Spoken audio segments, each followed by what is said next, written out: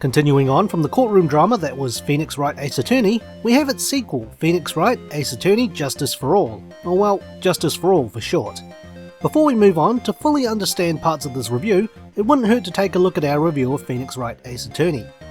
Like the other games in the original Phoenix Wright trilogy, Shu Takumi served as the director and writer for this game and had to work under a very tight schedule by having to write out 5 cases within 3.5 months.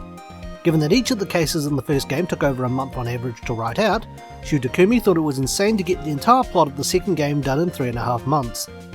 Nonetheless, he was able to do it, and while the game only features 4 cases due to the memory constraints in the Game Boy Advance, the 5th case was later used in the 3rd game.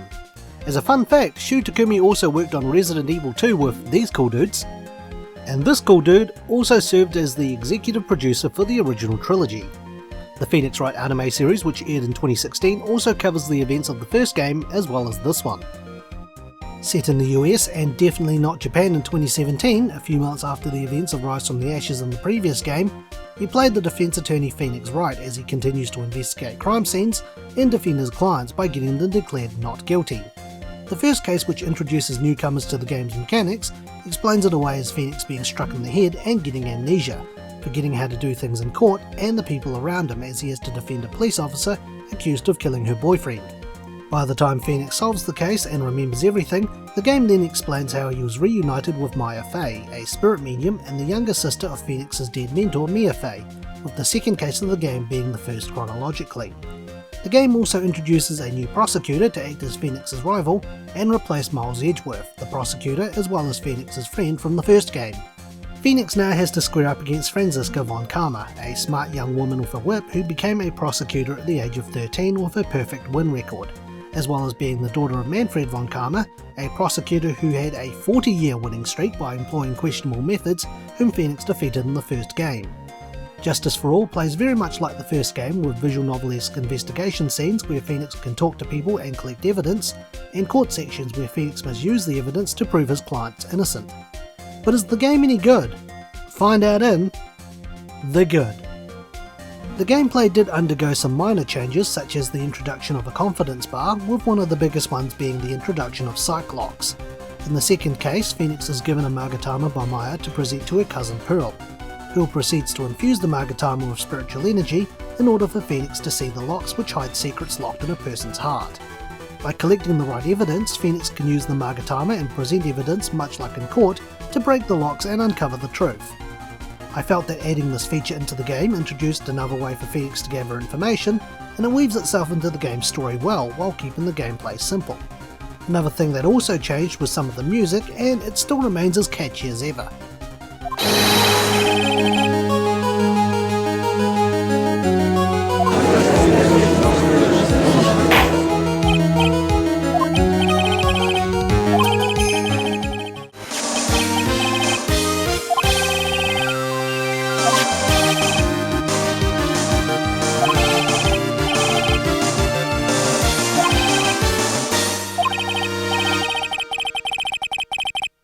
I feel the greatest part of the game can be found in its character development, and in this case, pun unintended, the person who undergoes the biggest development in character is Phoenix himself. After the events of the first game, the rival prosecutor Miles Edgeworth leaves a note simply saying, "Prosecutor Miles Edgeworth chooses death." The note leaves quite the impression on Phoenix, and he ends up hating Edgeworth for this, even to the point of getting angry and upset whenever his name is even mentioned. This and Franziska's behaviour also heavily affects and damages Phoenix's opinion on prosecutors in general. Phoenix's mindset of defending his clients and securing a not guilty verdict puts him into a similar mindset as Edgeworth was in the first game, minus the rumoured evidence forgery, and over the course of the game Phoenix grows and learns what it truly means to be a defence attorney. This development I felt was a very pivotal point in the series and helps establish Phoenix Wright as a character. The game's final case, Farewell My Turnabout, reinforces the character development I mentioned earlier and serves as one of the most powerful cases in the entire series. I felt the story for the case was executed brilliantly, and the twists and turns of the case kept me excited from start to finish, despite having played the case several times before and knowing what happens. While I won't give away too much about the case, it's certainly a lot darker than the other cases in the game, and is one of the few cases in the series to feature an alternative ending.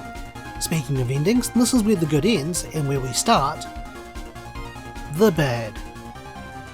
Like the first game, there isn't too much I can really say is bad with the game.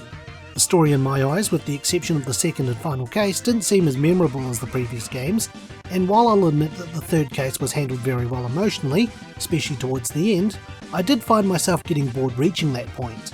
To me, the case didn't seem to grab my attention as much as other cases in the series, even given my tastes in bad jokes and puns, which the case had plenty of. Other than that, like I said in the review for the first game, the biggest issue I originally had with the DS version of the game was fixed for the 3DS version, and that was skipping text. So with that, let's move on to the opinion.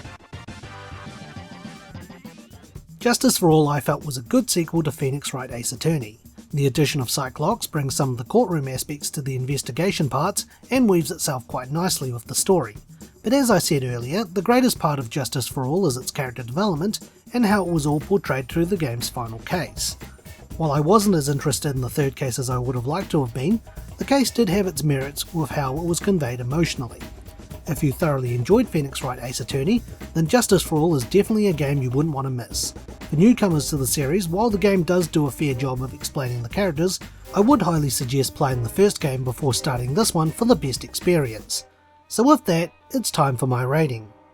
Phoenix Wright Ace Attorney Justice for All gets Max Galactica's bust out of 10, because they talk about that a lot in the third case.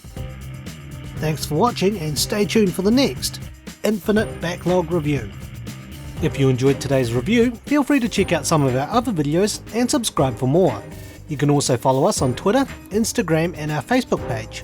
Once again, thank you for watching.